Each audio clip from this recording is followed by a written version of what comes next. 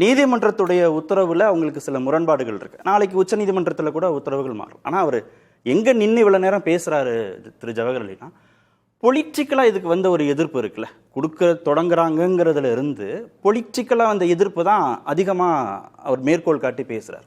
அதைத்தான் அவர் ரொம்ப விமர்சிக்கிறார். நாளைக்கு நீதிமன்ற தீர்ப்பு கூட மாறும். ஏன் அரசியலாக இதை எதிர்க்கணுமா அப்படின்னு ஒரு கேள்வி இருக்கு. அரசியலாக யாருமே இங்கே எதிர்க்கலை. அதாவது அந்த இறந்து போன 41 பேர் 1.25 வயசு குழந்தை உட்பட அன்று இரவு கதறியவர்கள் யார், அழுதவர்கள் யார், அவர்கள் பக்கம் நின்றவர்கள் யார்? மனசாட்சியோடு தமிழ்நாடு பார்த்துக்கிட்டு இருக்கு. அந்த 41 பேர் அன்றைக்கி இறந்தப்ப கூட நின்னது யார்? சமீபத்தில் தாவைக்காவில் சேர்ந்த அதிமுக விஜயபாஸ்கர் நின்னார். எம்ஆர் விஜயபாஸ்கர் அவர் கரூரில் இருந்த அனைத்து அரசியல் கட்சி நபர்களும் போனாங்க. எந்த அரசியல் கட்சி நான் சொல்லல, திமுக அதிமுக அப்படிலாம் இல்லை. அரசியல்வாதி, அடிப்படையில் ஒரு அரசியல்வாதி, மனிதாபிமானி, எல்லாரும் அங்கே போய் நின்னாங்க. இன்னைக்கு அவர்களுடைய வழியை புரிந்து கொள்கள் என்று தாவைக்கா நண்பர்கள் பேசுகிறாங்க. அன்னைக்கு அவங்க கதறினப்ப ரத்தமும் சதையுமா இருந்தப்ப தூக்கிட்டு போனது யார்? அன்னைக்கு இருந்த போலீஸ். இன்னைக்கு நீங்கள் குற்றம் சாட்டுகின்ற போலீஸிலிருந்து அந்த அன்னைக்கு யார் ஆட்சியில் இருந்தாங்களோ அந்த அரசு அமைச்சர்கள் வந்து தான் அழுதாங்க. அதை நாடகம், ஃப்ராடு அப்படின்னு சொல்லி மீம்ஸு ரீல்ஸ்லாம் அவங்க போட்டாங்க. அழுததையும் அந்த கண்ணீர் குழந்தைங்களாம் இதை பார்த்து அழுததை எல்லாத்தையும் அவங்க இது பண்ணாங்க.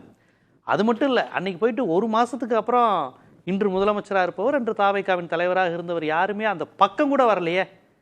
அந்த பக்கம் வரலை, அது குறித்து யாரும் பேசலை. அன்றைய கணம் வரை இந்த இடத்துல உட்கார்ந்து கொண்டு பேசிய தாவைக்கா நண்பர்கள் ஒரு மாதம் விவாதம் நடத்தினப்ப எங்கே போனாங்கன்னு தெரியலையே.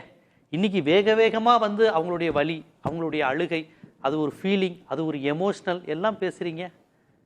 அன்றைக்கி நைட்டு அழுதப்ப எங்கே? அந்த 1.25 வயசு குழந்தையினுடைய தாய் அன்றைக்கி அழுதப்ப என்ன? ஒரு மாற்றுத்திறனாளி காது கேட்காதது குழந்தைய கூட்டிகிட்டு வந்து அந்த குழந்தை இறந்து போணுச்சுங்கிறப்ப தமிழ்நாடே கதறிச்சே, என்ன நடந்துச்சு, ஏது நடந்துச்சு அப்படின்னு, என்னாச்சுன்னு. அப்போ 36 பேர் செத்துட்டாங்களே சார்னு கேட்டப்ப திருச்சி ஏர்போர்ட்டில் வேகமாக போனது யார் சார்? 36 பேர் செத்து போயிட்டு தான் சொல்கிறாங்கன்னு செய்தியாளர் கத்திக்கிட்டே இருந்தப்போ போனது யார்? அந்த சம்பவம் கண்ணு முன்னாடியே நடக்கும்போது வேகமாக இதை விட்டது யார்? இந்த விஷயங்கள் பற்றிலாம் பேசாமல் நாங்கள் அவங்க வழியை நாங்கள் உணர்ந்திருக்கோம், நீங்கள் அரசியல் பண்ணுறீங்கிறாங்களே, அந்த வழியை அன்னைக்கே உணர்ந்து தமிழ்நாட்டில் உள்ள எல்லா கட்சிகளும் பண்ணாங்க.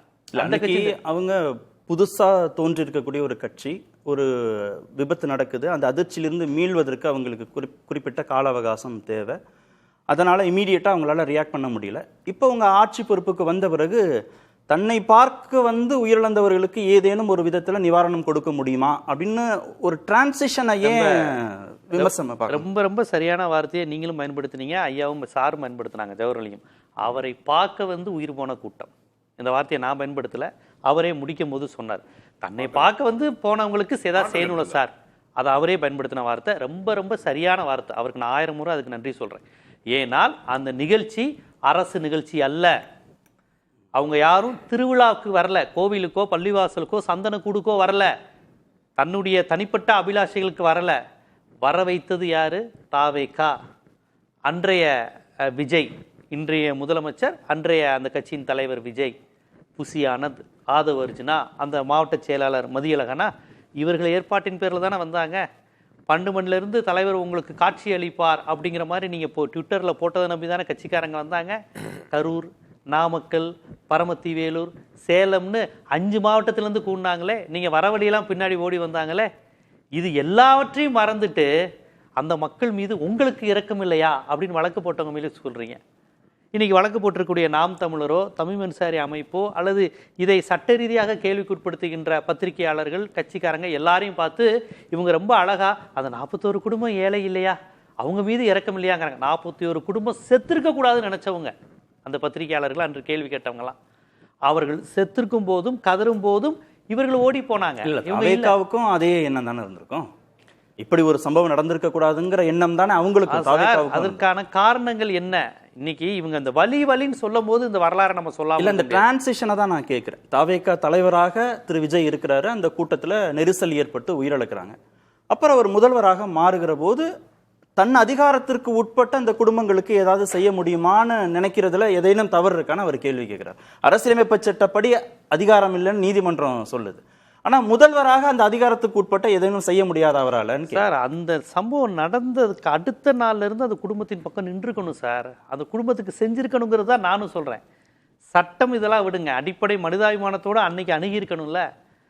முதல்ல 2-3 குடும்பங்கள் வந்து விஜயை விமர்சனம் பண்ணிலாம் பேசிட்டாங்க, வீடியோலாம் வந்துச்சு, எங்களுக்கு தரலைங்கிறாங்க. ஒருத்தவங்க நான் தலித்துங்கனால தரலையாருலாம் வீடியோ வந்துருச்சு. அடுத்த 2 நாளில் பாராட்டி பேசுகிறாங்க. என்னென்ன நடந்துச்சுன்னு தெரியும். ஒரு தாய் சொல்கிறாங்க, இவன் அப்பனாவே இருந்ததில்ல, என் புருஷனாவே இருந்ததில்ல, ஓடி போயிட்டான், இப்போ கரூர் நிவாரண நிதினோட சிபிஐக்கு வழக்கு போடுறப்ப கையெழுத்து போடுறதுக்கு வந்துட்டான்னு எல்லா வீடியோவிலும் வந்தது. என்னெல்லாம் நடந்துச்சுன்னு தெரியும். இதென்னெல்லாம் நடந்து அது சிபிஐ வசம் போனதுக்கு பிறகு தான் ஒவ்வொருத்தரும் விவாதங்களை வந்தாங்க, பேச ஆரம்பித்தாங்க. அருணா ஜெகதீசன் கையில் அந்த வழக்கு இருக்கிற வரை யாரும் பேசலை. அதனால் சம்பவம் நடந்து போன செப்டம்பர் தான், இப்படி யாருக்கும் எதுவும் மறந்துடாது. அதனால் இன்றைக்கி நான் கேட்பது, இவங்க வழின்னு சொன்னதுனால இவ்வளோ விஷயங்கள் சொல்கிறேன். இப்போ நான் முழுக்க சட்ட ரீதியாக மட்டும் பேசுகிறேன். சட்டப்படி இது என்ன சார், இது என்ன ஒரு விழுக்காடு இதில் சட்டம் இருக்கா?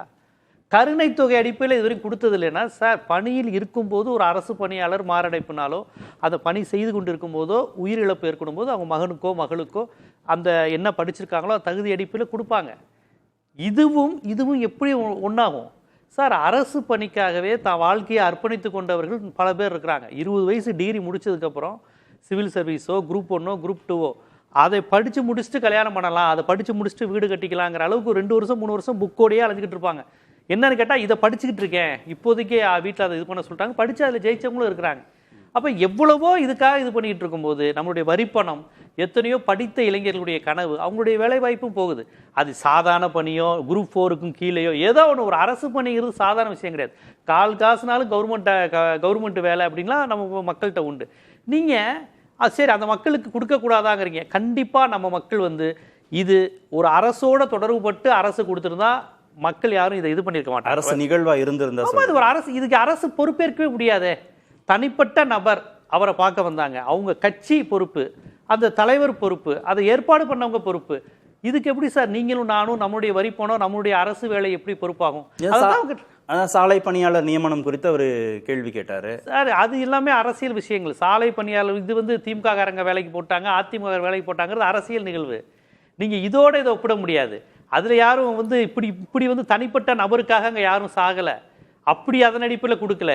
அப்புறம் டெஸ்மாலாம் பேசுறாரு, அது வேற. அதுல இருங்க, அப்ப கொடுக்கப்பட்டது வேலை வாய்ப்பு நீங்க கேள்வி கேட்டாங்களா? இருங்க சார், டெஸ்மா நிகழ்வு 2001 நடந்தது. அது எவ்வளவு பெரிய நிகழ்வுங்கிறது எல்லாருக்கும் தெரியும். சிவபிரியன் சார்லாம் இருக்கிறாரு. நைட்டியோட கொடுக்கப்பட்டதா இல்லையா? இருங்க சார், அப்படி தட்டையாலாம் பேச முடியாது. இரவு 12 மணிக்கு நைட்டியோட இருந்த ஒரு அரசு பள்ளி ஆசிரியர், 45 வயது, 53 வயசுல முண்டாபணி வேலை வாய்ப்பு சார், இப்படிலாம் தட்டையா பேசாதீங்க. அந்த நிகழ்வு கண்டிக்கப்பட்டது. இருங்க சார், அது வன்மையானது. அரசு பணியாளர்களை டெஸ்மா மூலம் இரவு 12 மணிக்கு கைது செஞ்சாங்க. முண்டாபணியனோட நைட்டியோட 45-46 வயதுக்கு மரியாதைக்குரிய ஒரு அரசு பணியாளர்களை கைது செய்து அந்த இடத்துல இவங்க இன்னொரு ஆட்கள் நிரப்புனாங்க. எதோட இது பண்றாங்க? அப்பா எதுவோட கேள்வி வந்ததா? 2000 பேர் அப்போ விமர்சனத்திற்கு உள்ளானுச்சு. அப்போ விமர்சனத்திற்கு உள்ளானுச்சு. சரி, ஒரு இரக்கத்தோடு பார்க்கணுங்கிறது இருந்திருக்கணும். அவர் கேட்டது அதுக்குதான் நீங்க கை உயர்த்தினீங்க. நீங்க கரூர் சம்பவம் நடந்துச்சு இல்லையா, அந்த துயர சம்பவம் நடந்த நாள்ல இருந்து தாவேகா கூட நின்றிருந்தாங்க, பாதிக்கப்பட்டவர்களுடன் நின்றிருந்தாங்க அப்படின்னா இப்ப அவங்க பேசுறதுல ஒரு நியாயம் இருக்கு. அப்போது மற்ற கட்சிகள் தானே கூட நின்னாங்க, ஆளும் அரசோ எதிர்கட்சிகள், எல்லா கட்சிகளும். தாவேகா நிக்கலையேன்னு கேட்டார். அதுக்குதான் கை உயர்த்தினீங்க. அந்த கூட்டம் முழுக்க தாவேகாவுடைய கூட்டம். அந்த கூட்டம் தான் காப்பாத்திச்சு. இருங்க சார், அப்படி நீங்க அந்த கூட்டத்துல முழுக்க தாவேகாக என்ன, நீங்க தலைவர் ஓடி போயிட்டாரு, அவருக்கு வந்து வழி தெரியலண்டா, அவர் வழியோட தான் வெளியேறினார். நீங்க ஏன் வெளியேறினீங்கன்னு கேட்கறது, வேகமா போனீங்கன்னு கேட்கறது. அந்த சமயத்துல காவல்துறை அவர் சொல்லி இருக்குது, அவரை அப்புறப்படுத்த வேண்டும்னு காவல்துறையினுடைய உத்தரவு. அதை சொல்றது நியாயத்தை இது பண்றதை விட்டுட்டு வழி இல்லாமையா சார்? அந்த வேதனையோடு தான் தயாரா இருந்தாரா? என்னது அன்னைக்கு திருச்சி ஏர்போர்ட்ல பிரஸ் சந்திக்க தயாரா இருந்தாரா விஜய் சார்? அன்னைக்கு எப்படி சார் சந்திக்க முடியும்? நீங்க தான் சொன்னீங்க பிரச்சனை என்ன தெரியுமா? ஏன் ஏற்பட்டது, எதனால் ஏற்பட்டது, என்ன காரணத்துக்காக ஏற்பட்டது, அதனுடைய பின்னணி என்ன, அதுதான் பிரச்சனை. தலைப்பு அது இல்ல, அரசு பண்ணி கொடுத்ததான். அதுதான் சரி, நான் வரேன், அடுத்த சுற்றுல பேசுறேன்.